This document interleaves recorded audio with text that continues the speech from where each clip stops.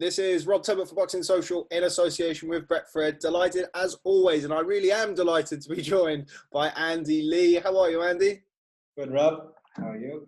I'm very well, thanks. Very well. I was just saying to your young charge, Paddy Donovan, that it seems like almost another lifetime that we flew over to Dublin around February, March time, start of March. Quite a lot's happened in the world since then. What have you been up to, my friend? Same as everyone else, staying at home, stay home, stay safe.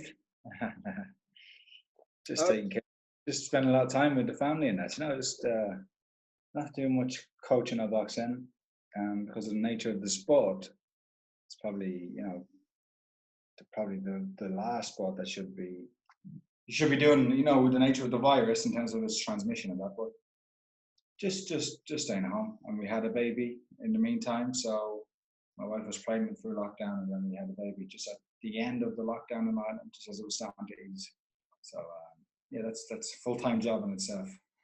Well, congratulations. I was gonna leave that towards the end of the interview, but congratulations. Obviously, we kind of headed into lockdown on the back of a very, very busy period for you. Obviously, on the back of Tyson Fury versus Deontay Wilder. So it must have been really nice and really unexpected to be at home for those last few months of pregnancy. Yeah, it was. It was up and down, up and down. Some days you're loving it, being at home and being some days you're loving it and having that quality time, which you always do. But then some days, just the uncertainty of not knowing when life will reconvene. It's, I think, for everybody, just not even within boxing. I think it was a very uncertain time, and still, even to this day, you never know what's going to happen. If we'll ever have sport back with the crowd, or seems to, it's affected every asset or every facet of life, the virus. So, but it was nice to be home. We had some lovely weather as well in Ireland during the lockdown, so got to go to the beach a lot more and barbecues and things like that. But yeah, it was a busy year. I had Jason Quigley start at the start of the year in January, and then Tyson in February. Paddy was set to fight in March, and things would have continued like that, once a month fighting. But this has just put a hole in everything, hasn't it?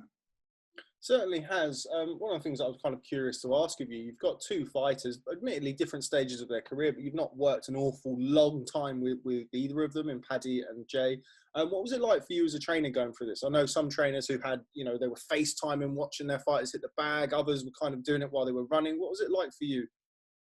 Well, I'm lucky because Paddy's dad is quite an accomplished coach. Someone I can trust to look after Paddy when I'm not around. And so for this whole fight, he's been training with his dad because of the lockdown, the nature that Paddy was back in Ennis, County Clare with his family during lockdown. I was in Dublin, and because I had a child, didn't want to take any chances with, transmission or meeting people who had been in touch with people. You just don't know. With the way the virus is, it takes 4 or 5 days to come out and manifest itself, to show itself. So you could have it or be asymptomatic. So Paddy trained with his dad for this fight, and I was watching a lot of videos of them and reviewing things, but it's not the same. Now for the last 2 weeks, me and Jason quickly did some work together, just us alone in the gym, and he's improving. He's a guy who stays fit and healthy all the way through camp.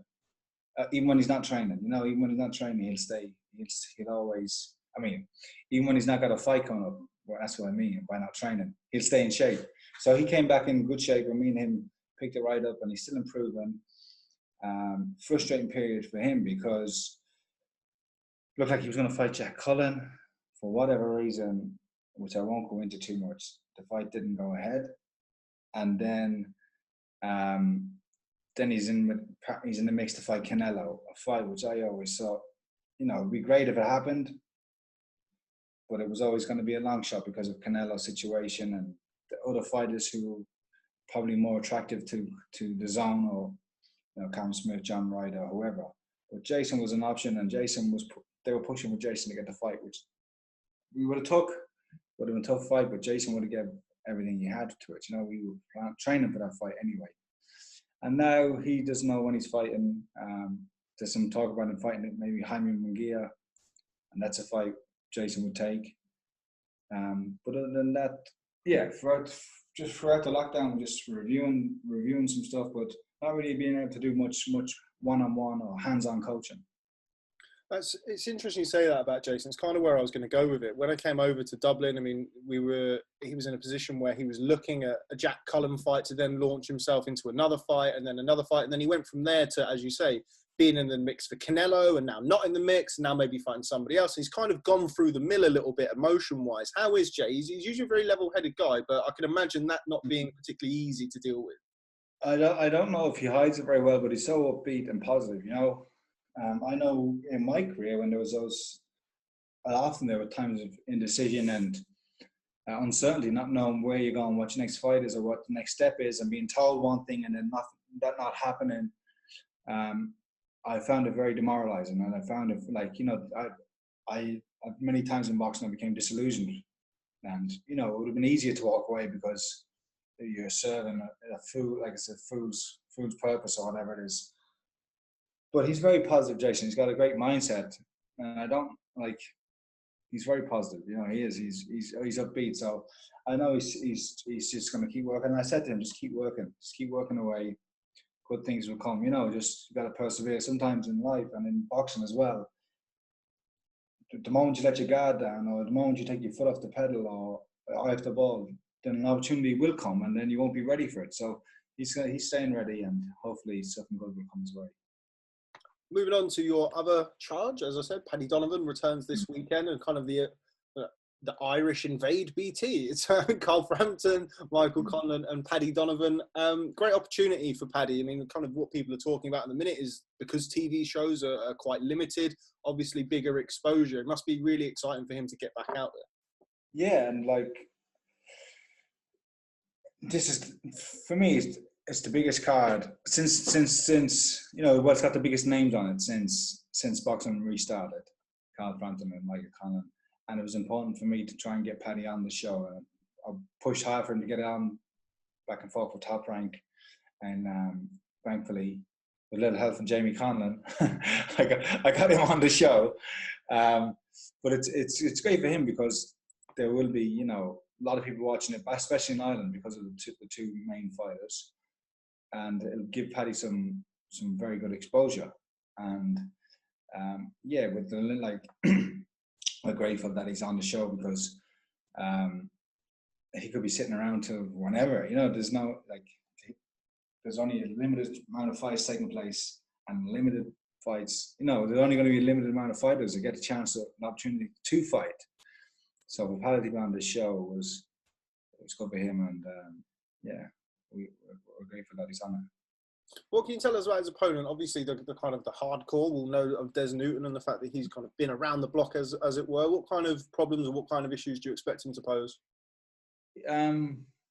He's a tough man, and he's a kind of a bit of a problem for Paddy to solve in this early stage in his career. You know, it's Paddy's fourth fight, and there will be a time when Paddy will start stepping up against the opposition, will improve. But for now, considering that he hasn't fought since December of last year, and the way our training's been, our preparation, that he's been with his dad, I felt Des Newton would just be the right type of opponent that will offer him a little test, because he doesn't fall over. He comes to fight. And he's got quite an awkward style. He knows how to survive. He's only been stopped once in these 15 losses. And it seems at one stage he was like, had some ambition, because I think he won his first 7, lost a fight, and then kind of settled into becoming a kind of a journeyman. But with saying that, he's picked up a lot of experience and he knows how to survive. And he's here, we're sitting in a hotel, he's in good spirits. Doesn't seem, you know, he's not intimidated, he's happy walking around. So yeah, I think it'll be a good test with Paddy, and it'll be nice to see what Paddy can do against him. So how good is Paddy Donovan, Andy? Because I've seen him in the gym. Obviously, there's only so much you can tell. Bags don't hit back and all of that. You're a very worldly boxing man. You've been around the block and then some, so to speak. How good is he? And you know, obviously, we all know that you're his trainer. So yeah.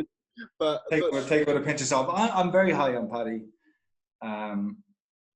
As an amateur, he stood out to me, and yeah, I think he has all the ingredients, all the skill, the punch power, the brains to go all the way and become a world champion. But there are so many pitfalls on the way, and he's got to keep his head on his shoulders and remain dedicated to the sport, not get ahead of himself.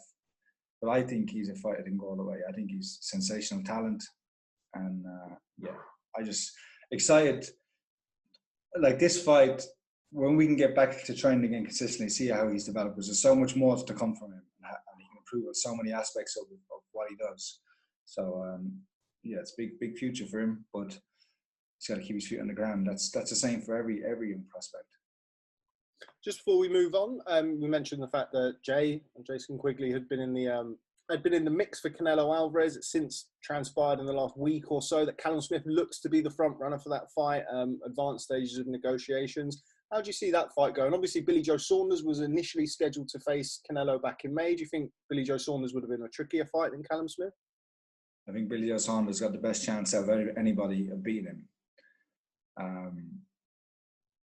Very deceptively good, Billy Joe Saunders. Better than what you think. And that's what I learned firsthand, because you watch him from the outside, yeah, he's good. You can see he's good.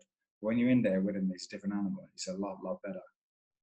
The fight you see outside doing him, when you're in there actually in front of him, it's a lot better, a lot harder and a lot trickier, and bigger punching than people give him credit for.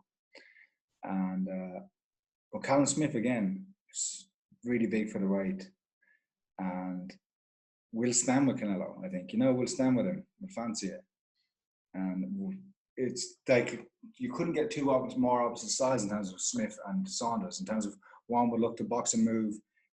I don't think Saunders would run for him, but would definitely be trickier. Where with Callum, I think Callum would use a jab and look to stand and catch and counter with Canelo. I think both guys both of them have, both of them are the best challengers out there for Canelo. There's nobody else really who you'd want to see Canelo fight other than Jason Quigley, from my point of view. But I think if Jason gets the fight, great. But if Jason doesn't get the fight, it's not the end of the world, because we've still got a lot of improvement to do. We're still early in our partnership, and he's improving all the time. But if Callum Smith gets the fight, I think anyone going in against Canelo is still going to be an underdog. You have to favour Canelo against anybody at the moment around those weights. But Callum is in with a real shot of beating him. And if it was Saunders, I would you might fancy an outside bet on Saunders to beat him. Final one on that. Billy Joe Saunders, obviously you mentioned yourself firsthand, you know how good Billy Joe is. He's kind of had this frustrating pattern appear in his career, and it's continued even since he's gone over to Matchroom, where big fights get announced or big fights are close to being finalised. For whatever reason, they fall through, and we've seen him come out in the last 6 to 8 weeks or so and kind of rule himself out of Canelo. What do you make of that? I mean, he's such a talented fighter, and it seems as though his career is not quite passing him by. He's a two-weight world champion, but not quite fulfilling his potential. Listen, I don't really know much about it. Like with the lockdown, it was very hard for anyone to train and prepare for a fight, So, and everyone has their own, there's the fighters as the athletes, but they're not robots, they're human beings. So you have your own personal life as well outside that. So I don't think you can judge anybody. For whatever reason, he didn't take the fight, but he's still an asset. In some ways you respect him for not taking the fight, because he might have took the fight out of desperation because he'd wanted the fight for so long, and then it suddenly comes along, you're not ready, and you take it anyway, and then you don't perform and live with the regret for the rest of your life that you didn't. So in some ways you respect him, because he showed a bit of, he didn't just take the money and go for the fight. He wanted to do it on his terms. So I know he's taken probably a bit of a slating for not being ready, not being ready to fight and not taking the fight. But in some ways I respect him for not taking it. But sooner or later he's going to have to, get it together, get himself ready, and get and just it's just about being professional, isn't it? Being professional in his job and staying ready. But it's a whole nother story, isn't it? Yeah, it's important to point out that, as you say, lockdown has affected people in very different ways, and it's certainly not a slight. Listen, trust me, you can believe, you don't know, none of us know what's going on behind the scenes in terms of what's being negotiated, what's being offered, what was offered before, now what's being renegotiated because behind closed doors, and all the little things they try to do where you think you've got a fight made, and at the last minute they pull the rug out from under your feet and say, no, we need this contract, we need this stipulation. And it could be small and petty, but you never know. It could be something that could break, the straw that broke the pig's back or something like that, that kind of thing. It could just be a small little thing. And it's all those little tricks that they do when they know you're desperate for a fight, just to get you over the line and get you a little bit demoralized, get you feeling like that, oh, I'm just here to make up the numbers kind of thing, and I'm in the champion's backyard. So listen, I think it's very easy to sit back and judge people but I kind of respect you, Billy Joe, for not taking the fight. Okay, moving on to your biggest your biggest stalwart, your biggest fighter that you train, both in height and everything. Tyson Fury, birthday yesterday. Speak to the big man. Didn't speak. Spoke to him the day before, I think. I didn't know it was his birthday, so that was terrible. Then I seen everyone wishing him close. So I was quickly slipped in a message saying happy birthday. You should know these things. No, he's in good form. You can see he's buzzing. He's loving life. I'm not sure. He doesn't know. I don't think anyone knows when he'll fight again. For certain, there's lots of dates being banded around and proposed, dates, but it's difficult because fighters like of his stature, they need a live gate because the revenue that's involved in it. So I'm not sure if he's frustrated. I know he's living life. He's staying fit and training. He's training all the time, like 3 or 4 times a day sometimes, and he just, I don't know. It's uncertain. Like, as much as it's uncertain for the fighters on the lower level, the fighters at the higher level as well. It's hard for them too, because it's not hard, but they can't operate or fight. And I know it's all about money and paydays, but these guys do want to fight. Tyson wants to fight, and he doesn't want to wait around and fight once a year. He wants to be busy and be active.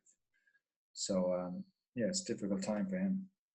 Was that ever a concern of yours? I mean, it's no secret that Tyson's already said in the past numerous occasions that, the gym keeps him on the straight and narrow and it keeps him straight. But obviously we've seen him throughout lockdown with his daily workouts that he was doing for the public and stuff like that. But was it ever a concern of yours, the fact that he was going to not have the gym, the distraction?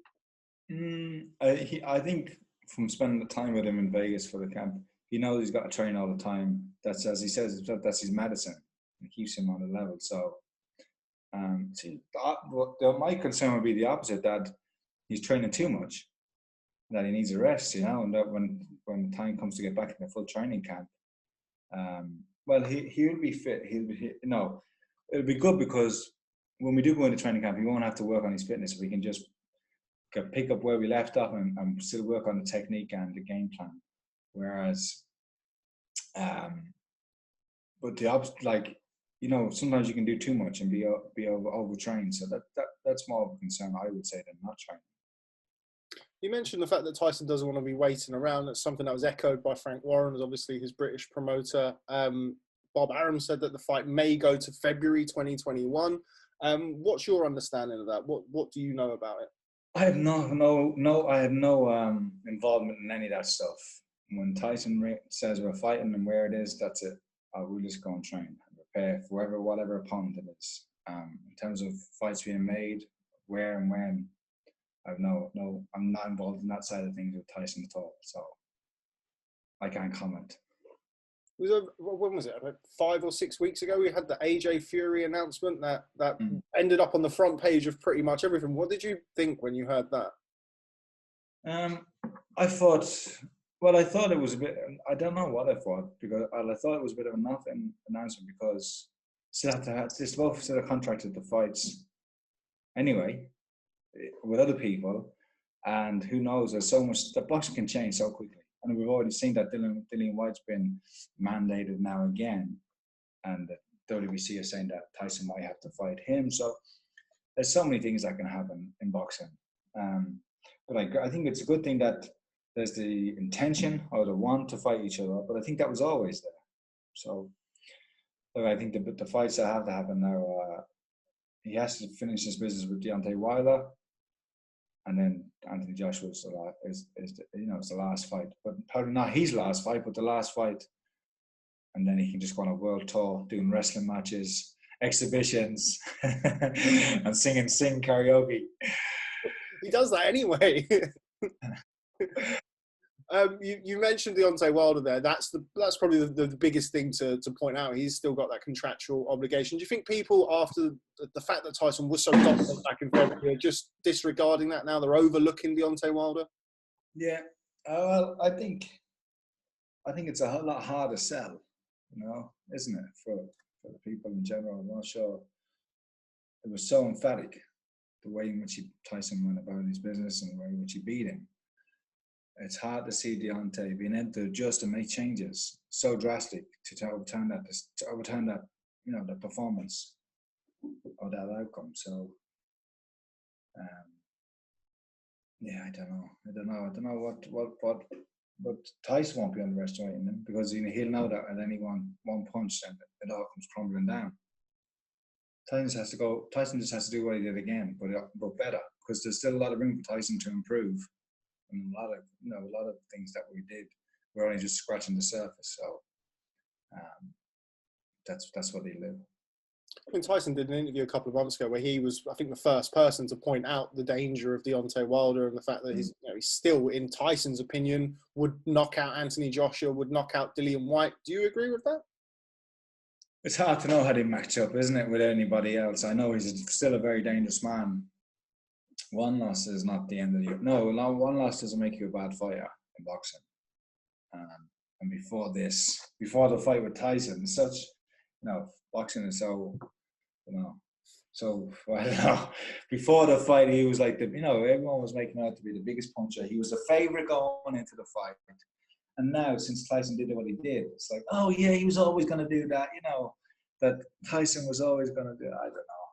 It's like, everything's 2020 in hindsight in boxing, and boxing opinionators are so feeble, and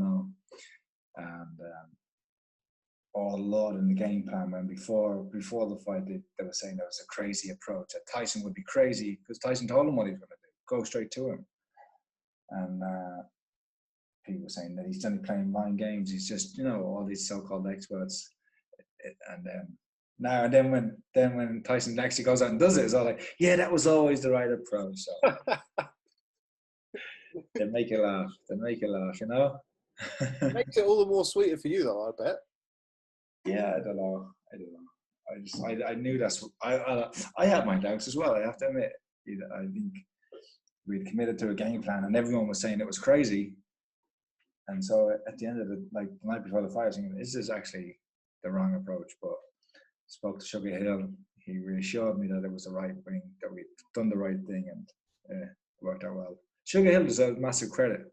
Sugar Hill is the man. He is. He really is the man.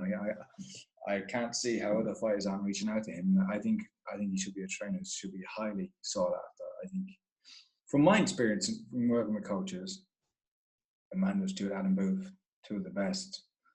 And Sugar Hill is right up there with him, you know what I mean? Joey Gamache, right up there with him.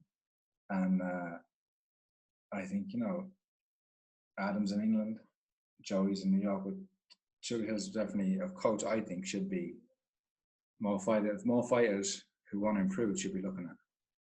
What's he up to? He retired after the fight, didn't he? Momentarily. Yeah, I think he was just joking. He's still training. They're actually putting on some. They're hosting. Demetrius Lee is hosting some behind closed doors fights from the Kronk Gym. Okay. And Sugar Hill has 3 or 4 fighters there that are going to fight on the show. So that's what they're busy getting ready for. Okay, well, a couple of quick ones before I let you go. We mentioned Dillian Whyte. I think the ratings and the mandatory stuff is actually today for the WBC convention, this evening, I think. He's obviously the mandatory challenger. He's had some things to say about Mr. Fury. How serious a threat do you think Dillian Whyte is from a trainer's perspective? Yeah, I think Dillian Whyte's a very good... I think he's a throwback fighter. A lot of respect for him. I love his jab. He goes to the butt for a big man. He still goes to the body. It's very, very good jab, and he's tough, and he can bite down, and he'll grind out as well, Yeah, I was surprised to see him and Mark Tibbs. I thought they were a great partnership. I was really impressed with what Mark Tibbs had done with him. Not sure who he's training with now at the moment, but I was surprised with that. I thought Mark Tibbs done an excellent job.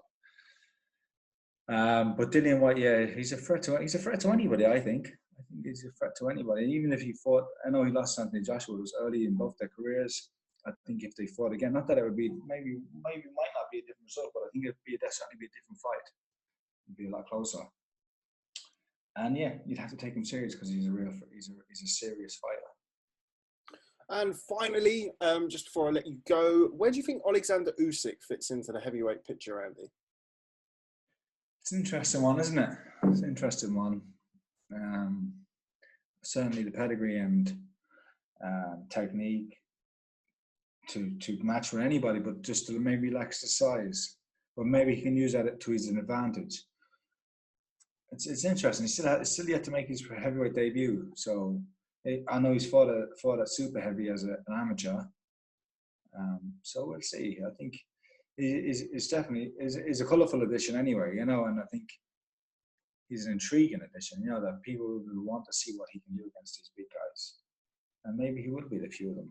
Maybe he will, because boxing fundamentals, a lot of these, especially heavyweights, they don't have it, They just can get by on their size and explosiveness. But he has all those things, so maybe he can use that and use his craft to, David and Goliath, these big men. So yeah, interesting addition, and look forward to seeing him fight whenever he fights. Absolutely, as do I when Paddy Donovan returns to action this weekend on BT Sport. Andy, always a pleasure. Thanks so much for speaking to me. Thanks, Rob. Thank you very much.